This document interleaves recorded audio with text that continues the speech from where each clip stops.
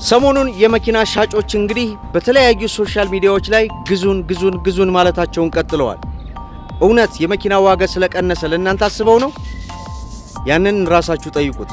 ነገር ግን አሁን ላይ በተደጋጋሚ እንደምነግራችሁ ማለት ነው፣ በተለይ የኤሌክትሪክ መኪናን በአሁን ሰዓት አትግዙ። በቃ ይቀንስ ይጨምር፣ በዚህ ሰዓት የኤሌክትሪክ መኪናን አትግዙ። በተደጋጋሚም እየነገርኳችሁ ነው። እናንተ ተረጋግታችሁ ከሁለትና ከሶስት ወራት በኋላ የመኪና ዋጋ መቀነሱ ብቻ ሳይሆን ለምትገዙት የኤሌክትሪክ መኪና ዋስትና አትፈልጉም? መንግስት በሻጮች ላይ አስገዳጅ መመሪያ አውጥቷል። ለሚሸጡ ለኤሌክትሪክ ተሽከርካሪዎች ዋስትና እንዲሰጡ አስገዳጅ አድርጓል። ታዲያ እናንተ ይህንን አስገዳጅ መመሪያ ተግባራዊ ተደርጎላችሁ መኪና ገዛችሁ ማለት ለመኪናችሁ ዋስትና አገኛችሁ ማለት ነው። አሁን ላይ የምትገዙ መኪና ግን ምንድነው? ዋስትና አይደለም። ቀነሰ ገዛችሁት እንጂ በዛ ላይ ዋስትና የሚያሰጥ መኪና የለውም።